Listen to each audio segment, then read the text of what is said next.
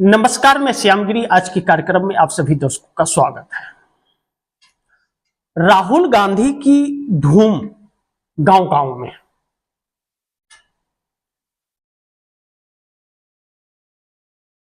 गली गली हर तरफ राहुल की गूंज। ध्यान से समझिएगा, राहुल गांधी की धूम गांव गांव में। गली गली हर तरफ राहुल की गूंज। एक वार से ध्वस्त हो गई मोदी सरकार। चुनाव आयोग का प्लान पूरी तरह ध्वस्त हो गया। फिर से ध्यान से समझिए, राहुल गांधी की धूम गांव गांव में। गली गली हर तरफ राहुल की गूंज। एक वार से ध्वस्त हो गई मोदी सरकार।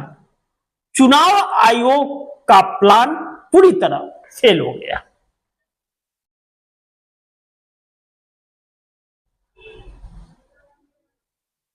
राहुल गांधी द्वारा जो मोदी सरकार पर और चुनाव आयोग पर सवाल खड़े किए गए हैं, किसी भी 500 चैनल टीवी चैनल हैं, 500 टीवी चैनलों में किसी भी एक चैनल पर प्राथमिकता से और सच्चाई ईमानदारी से यह खबर चलाई गई। राहुल गांधी ने जो 1 घंटे का प्रेजेंटेशन दिया, आधा घंटे इंग्लिश में और आधा घंटा हिंदी में, अमेरिका के वाशिंगटन डीसी के अंदर फर्स्ट पेज पर जगह मिली, ब्रिटेन में फर्स्ट पेज पर मिली, ऑस्ट्रेलिया बाकी के देशों में फर्स्ट पेज पर प्राथमिकता मिली। हमारे किस चैनल ने या हमारे देश के किस अखबार ने, जो करोड़ों की संख्या में अखबार बिकते हैं, उसने फर्स्ट पेज पर दिया? आप दर्शक इसे समझिए। मैं रवीश कुमार का भी जिक्र करना चाहूंगा कि रवीश कुमार जब एनडीटीवी में ही थे, उस वक्त एनडीटीवी छोड़े नहीं थे, तब उन्होंने कहा था इस देश की जनता को अखबार पढ़ना छोड़ देना चाहिए और टीवी देखना बंद कर देना चाहिए। अपने प्राइम टाइम में रवीश कुमार ने यह बात कही थी। अब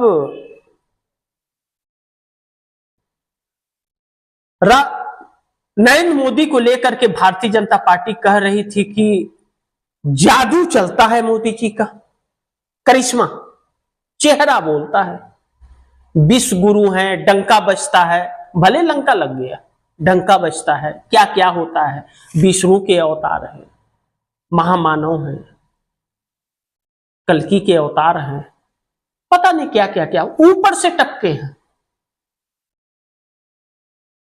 लेकिन सोचने की बात यह है कि जिस गांव में जब वोट मिलना शुरू हो जाए और गांव में जिस नेता की चर्चा शुरू हो जाए, फिर उसका सामना कोई कर नहीं सकता और उसे कोई पछाड़ नहीं सकता। वही जादू है।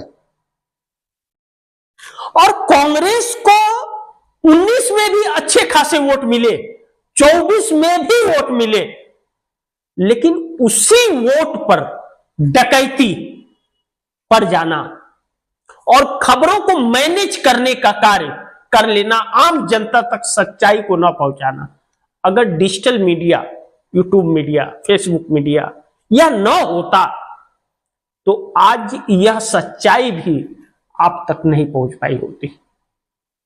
यह सरकार अपनी गोदी मीडिया, जमीर आत्मा बेचने वाली मीडिया से दबा दी होती पैसों के ढेर पर। और जिस पैसे को यह ताश के पत्तों की तरह उड़ाती है और खरीदती है मीडिया को या बाकी संस्थाओं को, अफसरों को, वह पैसे इन नेताओं की जागीर नहीं है, ये अपने घर बेच के नहीं लाए हैं। आपके दिए हुए टैक्स के पैसे से या वह विरासत तैयार किए हैं। तो अब जब राहुल गांधी की, जैसा मैंने कहा कि राहुल गांधी की धूम गांव गांव में, राहुल गांधी के प्रेजेंटेशन का गांव गांव में असर होने लगा, और जिस तरह राहुल गांधी ने जाति जनगणना को लेकर या आरक्षण को लेकर या बाबा साहब भीमराव अंबेडकर को लेकर, महिला आरक्षण को लेकर, स्वास्थ्य को, शिक्षा को, रोजगार को लेकर जिस तरह मुद्दों को उठाया राहुल गांधी ने, सरकार को बैकफुट पर रखते गए, चाहे वह विदेश नीति हो और चाहे देश की नीति हो और चाहे देश की महंगाई और बेरोजगारी हो। लगातार पार्लियामेंट के अंदर सवाल पर सवाल खड़े करते रहे, लेकिन सरकार नजरअंदाज करी, मीडिया ने जानबूझकर नजरअंदाज किया। राहुल गांधी के प्रेस कॉन्फ्रेंस में मीडिया आती है, रैलियों में मीडिया आती है, लेकिन वह मीडिया उन चीजों को लाइव नहीं दिखाती।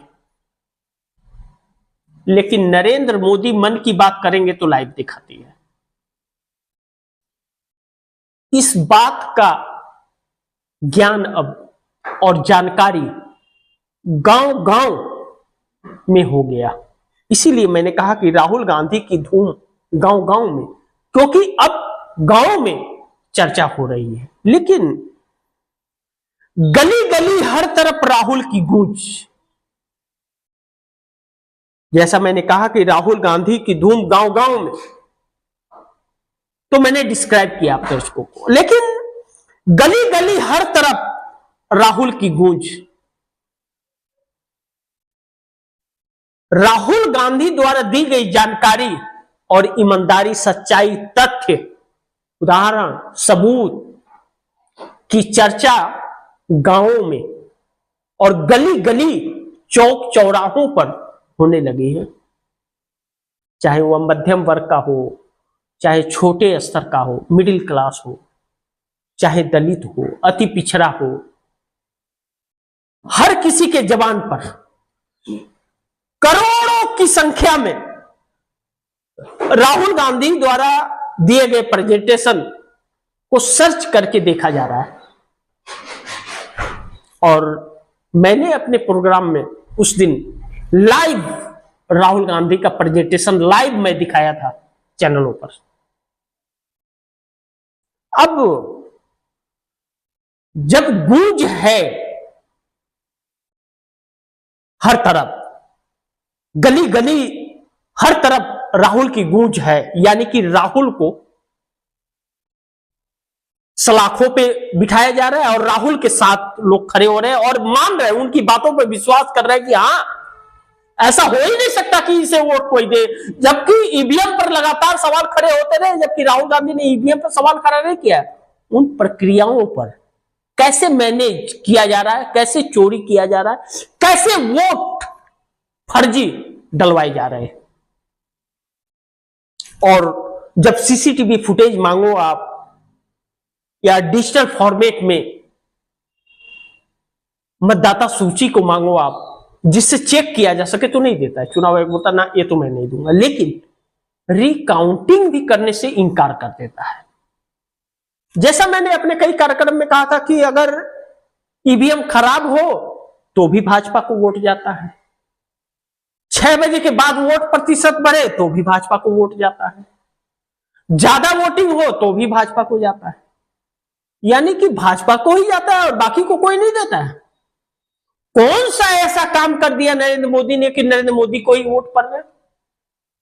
उस असलियत का पर्दाफाश जब राहुल गांधी ने किया है तो पैरों के नीचे से जमीन खसक गई है। ऐसा आपने कभी सोचा था कि असलियत इतना जल्दी सामने आ जाएगी? लेकिन कहते हैं लाख चाहे तो क्या होता है, वही होता है जो मंजूर खुदा होता है। नरेंद्र मोदी और अमित शाह जो कह रहे थे कि 100 साल तक हम राज करेंगे, वह 100 दिन निकाल लेंगे, इस बात की गारंटी नहीं है। और मुझे नहीं लगता कि 100 दिन निकाल भी पाएंगे। वह आने वाला वक्त बताएगा, क्योंकि मैं भविष्यवक्ता नहीं हूं। इसलिए कि जो इंडिया गठबंधन अलग थलग रहता था, जरूरत पे साथ तो रहता था लेकिन राहुल के साथ हर वक्त नहीं रहता था, वह एकजुट होकर के राहुल के साथ खड़ा हो गया है और राहुल के लिए हर गली गली में चुनाव आयोग के धांधलियों का पर्दाफाश करने के लिए निकलने वाला है, सड़कों पर, गांव गांव और गली गली, चौक चौराहों तक पहुंचने वाला है। तो क्या असर होगा? भारतीय जनता पार्टी और आरएसएस का यह जो झूठ का ढेर खड़ा था पहाड़, एक झटके में समाप्त हो गया। राहुल गांधी ने कहा था नरेंद्र मोदी मतलब जीरो, मीडिया का बनाया हुआ हवा है, और किसी ने पीन खोदा, राहुल गांधी ने एक पीन क्या मारा, फुस हो गया, फिसिड्डी बम निकला। राहुल गांधी के वोट चोरी एटम बम के सामने टिक नहीं पाया। लेकिन राहुल गांधी के एक वार से ध्वस्त हो गई मोदी सरकार।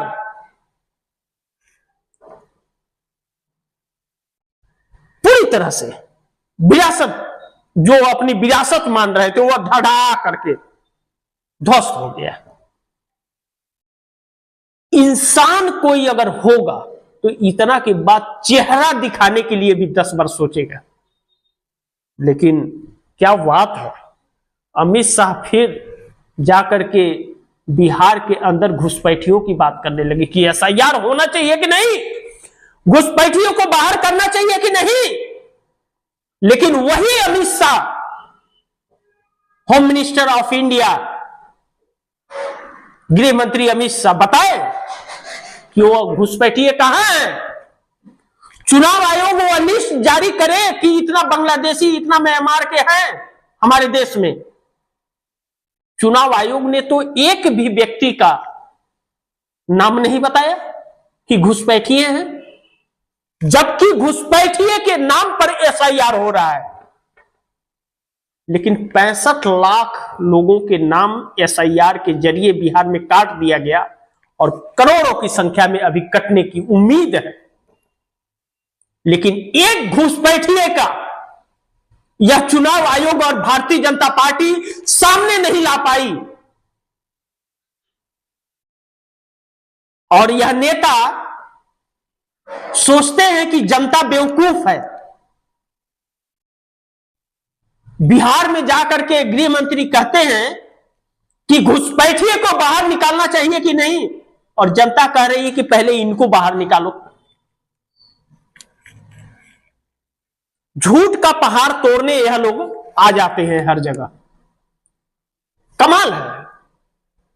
झारखंड में प्रधानमंत्री कहते हैं कि घुसपैठिए आपके बहन बेटियों को उठा ले जाएंगे, लेकिन किसी घुसपैठिए को पकड़ नहीं रहे। दुर्भाग्य है कि इस देश का प्रधानमंत्री कहता है कि घुसपैठिए उठा ले जाएंगे और उसे पकड़ नहीं सकता है, और बता नहीं पा रहा है कि कौन घुसपैठिया है। इस देश का गृह मंत्री बिहार के अंदर बोल रहा है कि घुसपैठिया को निकालना चाहिए कि नहीं, निकालो ना। कौन मना कर रहा है? बताओ तो सही कि नाम उसका कौन है, सामने खड़ा तो करो, उसे निकालो ना। कौन मना कर रहा है? लेकिन नहीं, जनता को बेवकूफ बना रहे।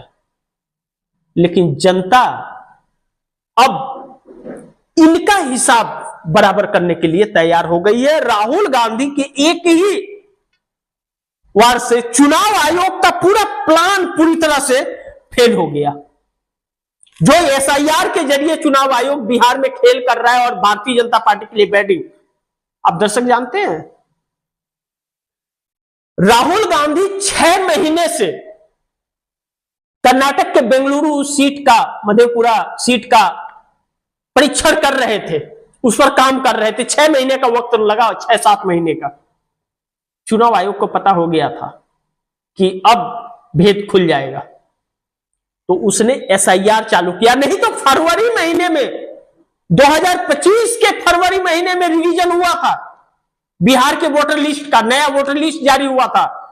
ऐसा क्या हुआ कि 4 महीने बाद उसको रद्द करके चालू करना पड़ा। क्यों?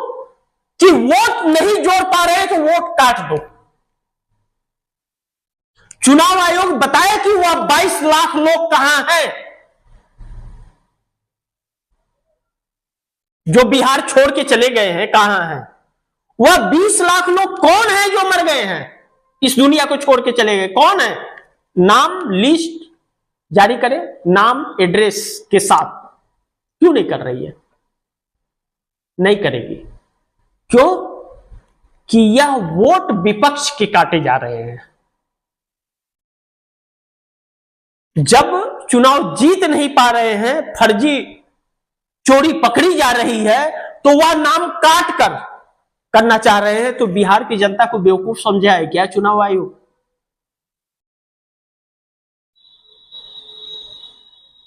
बिहार है, जयप्रकाश नारायण जैसे आंदोलनकारी को भी जन्म दिया था। बिहार के पटना गांधी मैदान से जयप्रकाश नारायण ने जब आंदोलन शुरू किया और पटना का गांधी मैदान भरा, तो वहां से आवाज लगी कि कुर्सी खाली करो, जनता आई है। और इस देश की सबसे ताकतवर प्रधानमंत्री, पूर्व प्रधानमंत्री इंदिरा गांधी का सत्ता हिल गया। तो नरेंद्र मोदी की तो सत्ता ही झूठ के ढेर पर है। अब आप समझे कि यह एनडीए के नेता या भारतीय जनता पार्टी कैसे कह रही थी कि 450 के पार, कैसे कह रही है बिहार में 225 के पार, 243 सीटों में 225 सीटें कहां से भैया? इसी तरह वोटर लिस्ट से विपक्ष के नाम कटवाकर वोट में चोरी कर बनाने का प्लान था, जो चुनाव आयोग के पूरे प्लान को राहुल गांधी ने एक सिरे से ध्वस्त कर दिया। इनकी रूह कांपी हुई है। सत्ता कब तक रहेगी या इन नेताओं को जनता किस तरह जवाब देगी, यह वक्त बताएगा। अभी कुछ कहना जल्दबाजी हो।